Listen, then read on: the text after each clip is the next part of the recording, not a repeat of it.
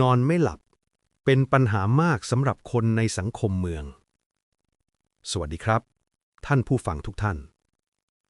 ทุกวันนี้ผู้คนจำนวนมากโดยเฉพาะในสังคมเมืองกำลังเผชิญกับปัญหาหนึ่งที่ดูเหมือนเล็กแต่กลับสร้างความทุกข์อย่างมากให้กับชีวิตประจำวันของเรานั่นคือการนอนไม่หลับเวลาที่เรานอนไม่หลับมักจะเกิดจากความคิดที่ฟุ้งซ่านความกังวลความเครียดจากการทำงานหรือแม้แต่ความคิดเล็กๆน้อยๆที่วนเวียนอยู่ในใจพอเราพยายามจะบอกตัวเองว่าอย่าคิดกลับกลายเป็นว่ายิ่งห้ามความคิดยิ่งฟุ้งยิ่งบังคับจิตก็ยิ่งดิ้นรนกระสับกระส่าย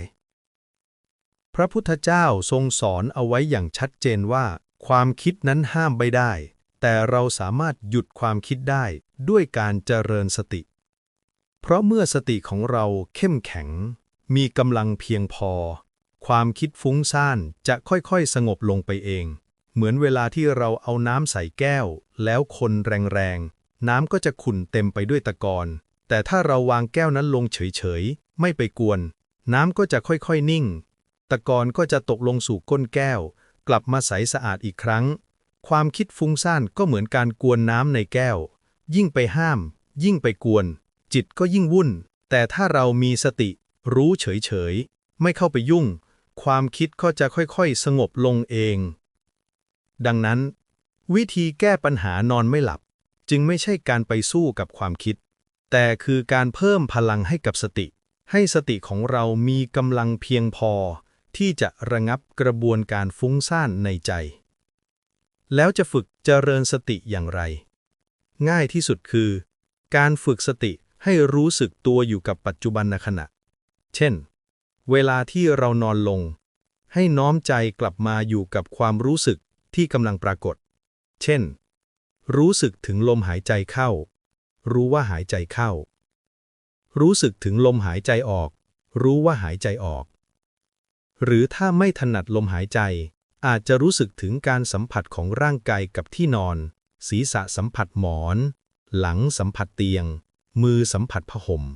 ไม่ต้องไปคิดว่าต้องสงบต้องหลับแค่รู้สึกตัวอยู่กับปัจจุบันขณะเพียงเท่านี้สติจะเริ่มมีกำลังความคิดฟุ้งซ่านก็จะค่อยๆหยุดไปเองเคล็ดลับในการฝึก 1. หายใจลึกๆเบาๆสัก 2-3 ครั้งแล้วค่อยๆปล่อยลมหายใจให้เป็นธรรมชาติ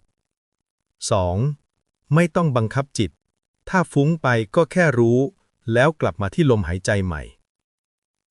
3. ทำบ่อยๆไม่ใช่แค่ก่อนนอนแต่ระหว่างวันก็ฝึกได้เช่นเดินก็รู้ว่าเดินยกแก้วน้ำก็ดูว่ามือยกแก้วอยู่นั่งอยู่ก็รู้ว่านั่งอยู่การฝึกสติไม่ได้ยากเลยแต่ต้องอาศัยความต่อเนื่องจนเกิดเป็นทักษะพอมีทักษะแห่งความรู้สึกตัวแล้วแม้จะนอนอยู่ความคิดก็จะไม่มีอำนาจเหนือใจเราอีกต่อไปจิตจะสงบอย่างเป็นธรรมชาติและเมื่อจิตสงบเราก็จะค่อยๆหลับได้อย่างสบายข้อสำคัญต้องเข้าใจว่าการเจริญสติไม่ใช่แค่เพื่อการนอนหลับแต่เพื่อฝึกใจให้เป็นอิสระจากความฟุ้งซ่านทั้งปวงถ้าเราฝึกจนมีกำลังจริงๆไม่ใช่แค่นอนหลับได้แต่แม้ตื่นอยู่เราก็จะมีใจที่สงบเบาสบายไม่วุ่นวายเหมือนเมื่อก่อนดังนั้นแทนที่จะไปหาวิธีบังคับใจหรือใช้เพียงยานอนหลับเราลองหันมาเพิ่มพลังให้กับสติฝึกทุกวันฝึกทุกเวลาแล้วสักวันหนึ่งเราจะพบด้วยตัวเองว่าไม่ใช่แค่หลับสบายแต่ใจเราก็จะพบความสงบอย่างแท้จริงขอเป็นกำลังใจให้ทุกท่านที่กำลังฝึกสติขอให้ทุกท่านได้นำธรรมะไปใช้และได้พักผ่อนอย่างสงบเย็นกายเย็นใจหลับสบายในทุกค่ำคืนเจริญในธรรมทุกท่านครับสาธุ